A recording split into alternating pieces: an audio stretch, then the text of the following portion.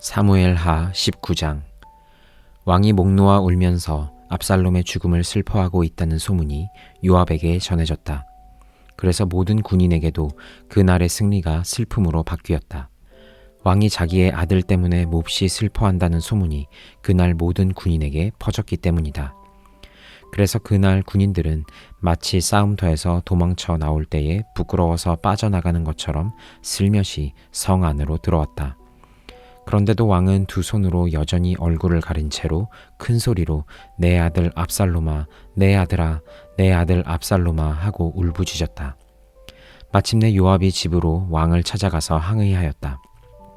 임금님, 모든 부하가 오늘 임금님의 목숨을 건지고 임금님의 아들들과 딸들의 목숨도 건지고 모든 왕비의 목숨과 후궁들의 목숨까지 건져드렸습니다. 그런데 임금님께서는 오히려 오늘 부하들을 부끄럽게 만드셨습니다. 임금님께서는 어찌하여 임금님을 반역한 무리들은 사랑하시고 임금님께 충성을 바친 부하들은 미워하시는 겁니까?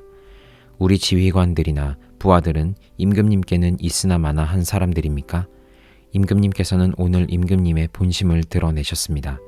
차라리 오늘 압살롬이 살고 우리가 모두 죽었더라면 임금님께서는 더 기뻐하셨을 것입니다. 그렇지 않으시다면 이제라도 일어나 밖으로 나가셔서 임금님의 부하들을 위로의 말로 격려해 주십시오. 제가 주님의 이름을 걸고 맹세하지만 지금 임금님께서 밖으로 나가지 않으시면 오늘 밤에 한 사람도 임금님 곁에 남아있지 않을 것입니다. 그러면 임금님께서 젊은 시절부터 이제까지 당한 그 모든 환난보다도 더 무서운 환난을 당하실 것입니다. 그러자 왕이 일어나서 성문 문루로 나와 앉았다. 임금님께서 성문 문루에 앉아 계신다 하는 소식이 모든 부하에게 전해지니 모든 부하가 왕의 앞으로 나아왔다. 그 사이에 이스라엘 사람들은 모두 도망하여 저마다 자기 집으로 돌아갔다. 이스라엘 백성은 지파마다 서로 의논이 분분하였다. 다윗 왕은 우리를 원수들의 손아귀에서 구해주었다. 블레셋 사람의 손아귀에서도 우리를 건져주었다. 그러나 지금은 압살롬을 피해서 이 나라에서 떠나 있다. 우리가 기름을 부어서 왕으로 세운 압살롬은 싸움터에서 죽었다. 그러니 이제 우리가 다윗 왕을 다시 왕궁으로 모셔 오는 일을 주저할 필요가 어디에 있는가? 온 이스라엘이 하는 말이 다윗 왕에게 전달되었다. 다윗 왕은 두 제사장 사독과 아비아달에게 사람을 보내서 이렇게 말하였다. 유다 장로들에게 나의 말을 전하여 주십시오. 그들이 어찌하여 왕을 다시 왕궁으로 모시는 일에 맨 나중이 되려고 하는지, 그들은 나의 친족이요 나의 고륙 지친인데 어찌하여 왕을 다시 모셔오는 일에 맨 나중이 되려고 하는지 물어보시기 바랍니다. 그리고 아마사에게는 그가 나의 골육 지친이면서도 요압을 대신하여 군대 사령관이 되지 않는다면 하나님이 나에게 무슨 벌을 내리시더라도 내가 달게 받겠다고 하더라고 알려주십시오. 이렇게 다윗이 모든 유다 사람의 마음을 하나같이 자기 쪽으로 기울게 하니 그들이 왕에게 사람을 보내서 말하였다. 임금님께서는 부하들을 모두 거느리고 어서 빨리 돌아오시기를 바랍니다. 다윗 왕이 돌아오는 길에 요단 강가에 이르렀는데 유다 사람들이 왕을 맞이하여 요단 강을 건너게 하려고 이미 길갈에 와 있었다. 바후림에 사는 베냐민 사람으로 게라의 아들인 시므이도 급히 와서 다윗 왕을 맞이하려고 모든 유다 사람들과 함께 내려왔다. 그는 베냐민 사람 1000명을 거느리고 사울 집안의 종 시바와 함께 왔는데 시바도 자기의 아들 15명과 자기의 종 20명을 다 데리고 나아왔다. 이들은 요단 강을 건너서 왕 앞으로 나아왔다. 그들은 왕의 가족이 강을 건너는 일을 도와서 왕의 환심을 사려고 나룻배로 건너갔다. 왕이 요단강을 건너려고 할 때 게라의 아들 시므이가 왕 앞에 엎드려서 말하였다. 임금님, 이 종의 허물을 마음에 두지 말아 주십시오. 높으신 임금님께서 예루살렘에서 떠나시던 날 제가 저지른 죄악을 임금님께서는 기억하시거나 마음에 품지 말아 주십시오. 바로 제가 죄를 지은 줄을 이 종이 잘 알고 있습니다. 그렇기 때문에 제가 오늘 요셉 지파의 모든 사람 가운데서 맨 먼저 높으신 임금님을 맞으러 내려왔습니다. 스루야의 아들 아비새가 그 말을 받아서 왕에게 말하였다. 주님께서 기름 부어 세우신 분을 시므이가 저주하였으니 그것만으로도 시므이는 죽어야 마땅한 줄 압니다. 그러나 다윗이 말하였다. 스루야의 아들들은 들어라. 나의 일에 왜 너희가 나서서 오늘 나의 대적이 되느냐. 내가 오늘에서야 온 이스라엘의 왕이 된 것 같은데 이런 날에 이스라엘에서 사람이 처형을 받아서야 되겠느냐? 왕이 시므이에게 맹세하였다. 너는 처형을 당하지 않을 것이다. 그때 사울의 손자 무비보셋도 왕을 맞으러 내려왔다. 그는 왕이 떠나간 날부터 평안하게 다시 돌아오는 날까지 발도 씻지 않고 수염도 깎지 않고 옷도 빨아입지 않았다. 그가 예루살렘에서 와서 왕을 맞이하니 왕이 그에게 물었다. 무비보셋은 어찌하여 나와 함께 떠나지 않았느냐? 그가 대답하였다. 높으신 임금님, 저는 다리를 절기 때문에 나귀를 타고 임금님과 함께 떠나려고 제가 탈 나귀의 안장을 얹으라고 저의 종에게 일렀으나 종이 그만 저를 속였습니다. 그리고는 그가 임금님께 가서 이 종을 모함까지 하였습니다. 임금님은 하나님의 천사와 같은 분이시니 임금님께서 좋게 여기시는 대로 처분하시기를 바랍니다. 제 아버지의 온 집안은 임금님에게 죽어도 마땅한 사람들 뿐인데 임금님께서는 이 종을 임금님의 상에서 먹는 사람들과 함께 먹도록 해 주셨으니 이제 저에게 무슨 염치가 있다고 임금님께 무엇을 더 요구하겠습니까? 그러나 왕은 그에게 말하였다. 내가 어찌하여 그 이야기를 또 꺼내느냐? 나는 이렇게 결정하였다.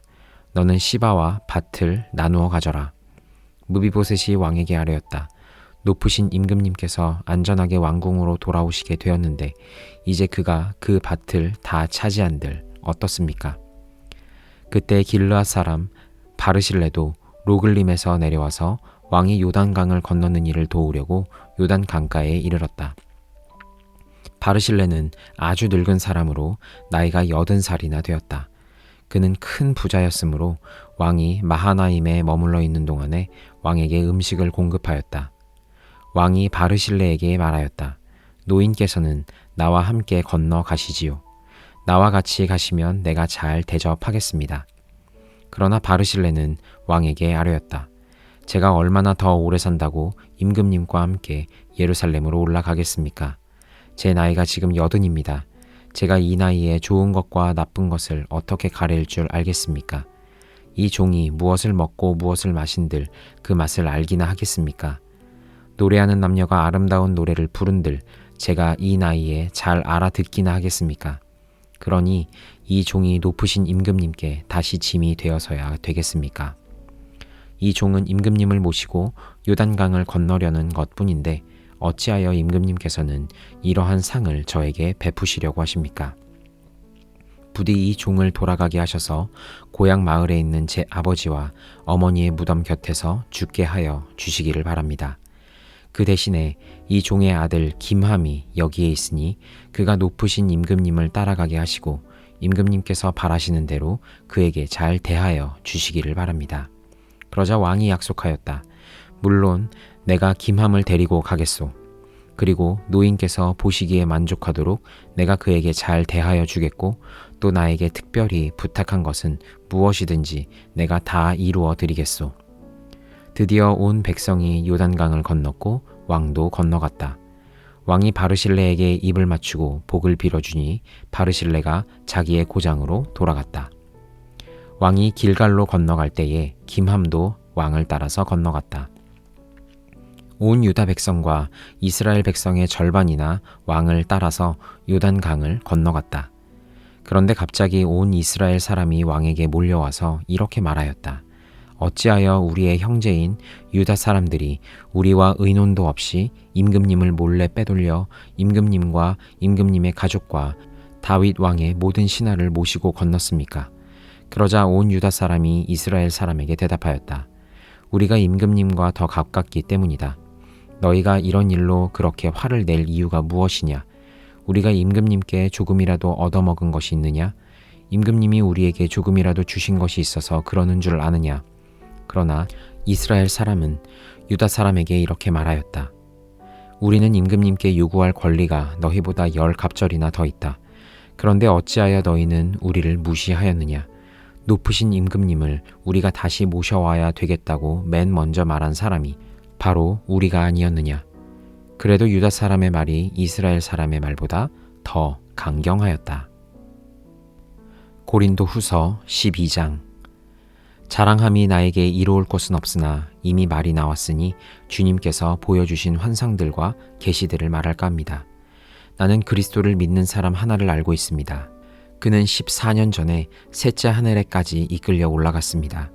그때 그가 몸 안에 있었는지 몸 밖에 있었는지 나는 알지 못하지만 하나님께서는 아십니다. 나는 이 사람을 압니다. 그가 몸을 입은 채 그렇게 했는지 몸을 떠나서 그렇게 했는지를 나는 알지 못하지만 하나님께서는 아십니다. 이 사람이 낙원에 이끌려 올라가서 말로 표현할 수도 없고 사람이 말해서도 안 되는 말씀을 들었습니다. 나는 이런 사람을 자랑하려고 합니다. 그러나 나 자신을 두고서는 내 약점밖에는 자랑하지 않겠습니다. 내가 자랑하려 하더라도 진실을 말할 터이므로 어리석은 사람이 되지는 않을 것입니다. 그러나 자랑은 삼가겠습니다. 그것은 사람들이 내게서 보거나 들은 것 이상으로 나를 평가하지 않게 하려는 것입니다. 내가 받은 엄청난 계시들 때문에 사람들이 나를 과대평가하는지는 모릅니다. 그러므로 내가 교만하게 되지 못하도록 하나님께서 내 몸에 가시를 주셨습니다. 그것은 사탄의 하수인이라고 할 수 있는데 그것으로 나를 치셔서 나로 하여금 교만해지지 못하게 하시려는 것이었습니다. 나는 이것을 내게서 떠나게 해달라고 주님께 3번이나 간청하였습니다. 그러나 주님께서는 내게 이렇게 말씀하셨습니다. 내 은혜가 내게 족하다. 내 능력은 약한 데서 완전하게 된다. 그러므로 그리스도의 능력이 내게 머무르게 하기 위하여 나는 더욱더 기쁜 마음으로 내 약점들을 자랑하려고 합니다. 그러므로 나는 그리스도를 위하여 병약함과 모욕과 궁핍과 박해와 곤란을 겪는 것을 기뻐합니다. 내가 약할 그때에 오히려 내가 강하기 때문입니다. 나는 어리석은 사람이 되어버렸습니다. 여러분이 나를 억지로 그렇게 만들었습니다. 그러나 여러분은 나를 인정해 주었어야 마땅합니다. 내가 비록 보잘것없는 사람일지라도 저 우두머리 사도들보다 부족한 것이 하나도 없습니다. 나는 여러분 가운데서 일일이 참고 견디면서 놀라운 일과 기적을 표징으로 삼아 사도가 된 표징을 행하였습니다. 내가 여러분에게 폐를 끼치지 않았다는 것을 제외하고 여러분이 다른 교회들보다 못난 점이 무엇입니까? 이렇게 한 것이 불공평한 처사라고 하면 용서하여 주시기 바랍니다. 지금 나는 이렇게 3번째로 여러분에게로 갈 준비가 되어 있습니다. 그러나 여러분에게 폐를 끼치는 일은 하지 않겠습니다. 내가 구하는 것은 여러분의 재물이 아니라 바로 여러분입니다. 자식이 부모를 위하여 재산을 모아두는 것이 아니라 부모가 자식을 위하여 재산을 모아두는 것이 마땅한 것입니다. 여러분을 위해서라면 나는 기쁜 마음으로 비용을 쓰겠고 내 몸까지도 희생하겠습니다. 내가 여러분을 더 많이 사랑하면 할수록 여러분은 나를 덜 사랑하겠습니까? 어쨌든 나는 여러분에게 짐이 된 일은 없습니다. 그런데 내가 간교한 속임수로 여러분을 사로잡았다고 말하는 사람들도 있습니다. 내가 여러분에게 보낸 사람들 가운데 누구를 통하여 여러분을 착취한 일이 있습니까? 내가 디도에게 여러분에게로 가라고 권하였고 또 그와 함께 형제 한 사람을 보냈는데 디도가 여러분을 착취한 일이 있습니까? 디도와 내가 같은 정신으로 행하고 같은 방식으로 살지 않았다는 말입니까? 아마도 여러분은 우리가 지금까지 여러분에게 자기 변명을 하고 있는 줄로 생각할 것입니다. 그러나 우리는 그리스도를 믿는 사람으로서 하나님 앞에서 말하는 것입니다. 사랑하는 교우 여러분, 이 모든 것은 여러분에게 덕이 되게 하려는 것입니다. 내가 두려워하는 것은 내가 가서 여러분을 만나볼 때에 여러분이 혹시 내 기대에 어긋나지 않을까 하는 것과 또 내가 여러분의 기대에 어긋나지 않을까 하는 것입니다.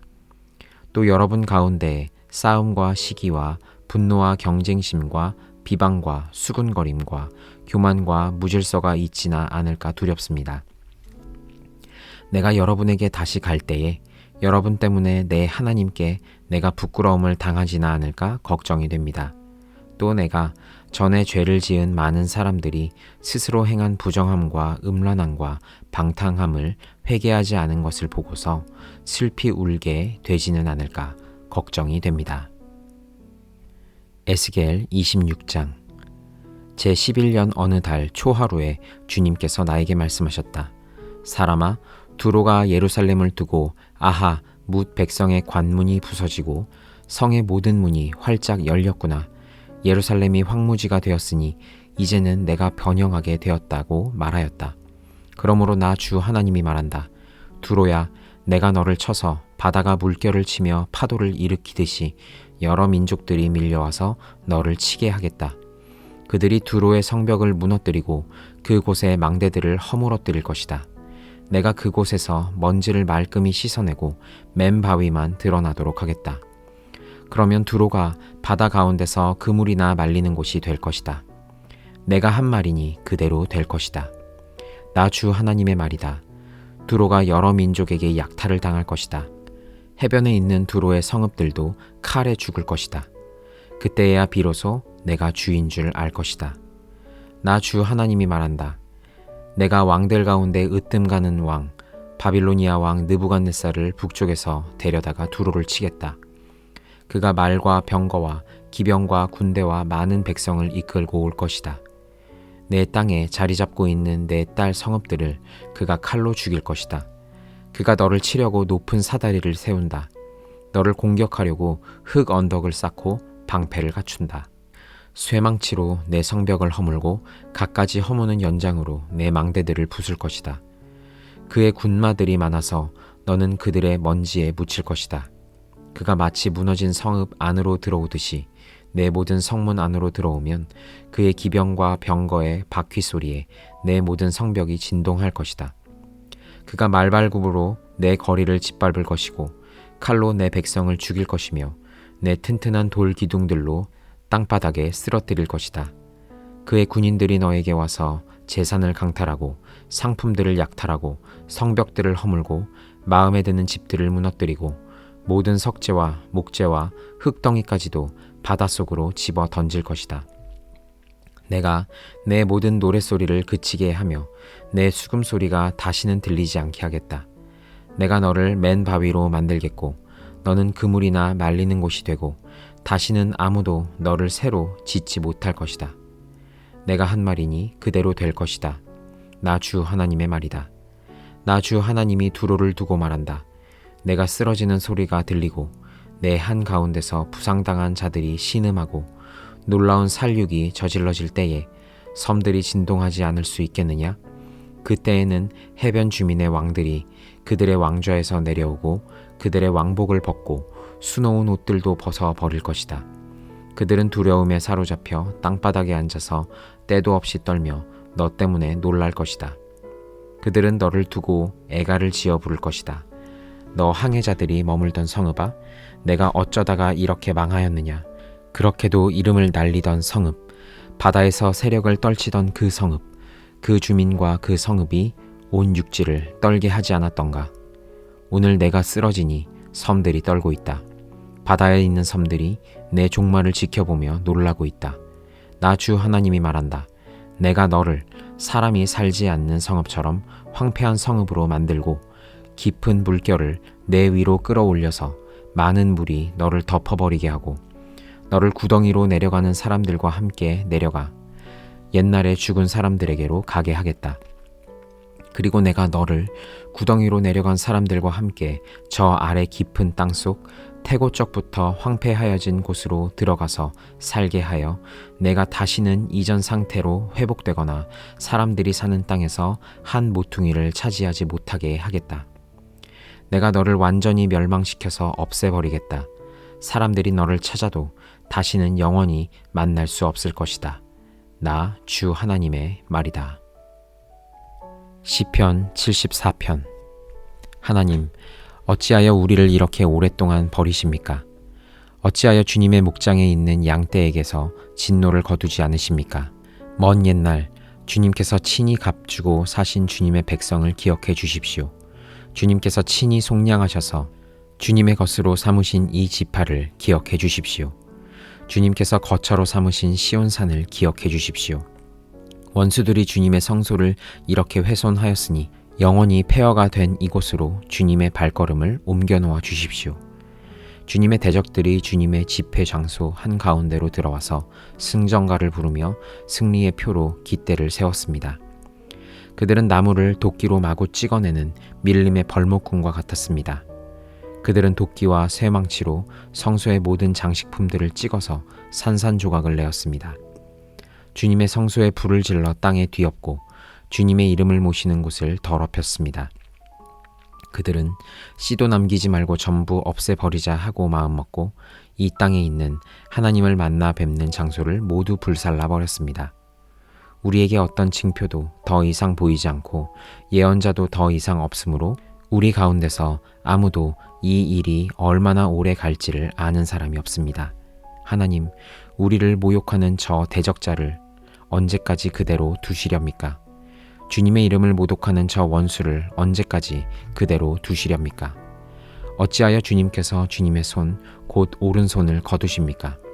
주님의 품에서 빼시고 그들을 멸하십시오. 하나님은 옛적부터 나의 왕이시며 이 땅에서 구원을 이루시는 분이십니다. 주님께서는 주님의 능력으로 바다를 가르시고 물에 있는 탄인들의 머리를 깨뜨려 부수셨으며 리워야단의 머리를 집 부수셔서 사막에 사는 짐승들에게 먹이로 주셨으며 샘을 터뜨리셔서 개울을 만드시는가 하면 유유히 흐르는 강을 메마르게 하셨습니다. 낮도 주님의 것이요 밤도 주님의 것입니다. 주님께서 달과 해를 제자리에 두셨습니다. 주님께서 땅의 모든 경계를 정하시고 여름과 겨울도 만드셨습니다. 주님, 원수가 주님을 비난하고 어리석은 백성이 주님의 이름을 모욕하였습니다. 이 일을 기억하여 주십시오. 주님께서 맷 비둘기 같은 주님의 백성의 목숨을 들짐승에게 내주지 마시고 가련한 백성의 생명을 영원히 잊어버리지 마십시오. 땅의 그늘진 곳마다 구석구석 폭력배의 소굴입니다. 주님께서 세워주신 언약을 기억하여 주십시오. 억눌린 자가 수치를 당하고 물러가지 않게 해 주십시오. 가련하고 가난한 사람이 주님의 이름을 찬송하게 해 주십시오. 하나님, 일어나십시오. 주님의 소송을 이기십시오. 날마다 주님을 모욕하는 어리석은 자들을 내버려 두지 마십시오. 주님께 항거해서 일어서는 자들의 소란한 소리가 끊임없이 높아만 가니 주님의 대적자들의 저 소리를 부디 잊지 마십시오.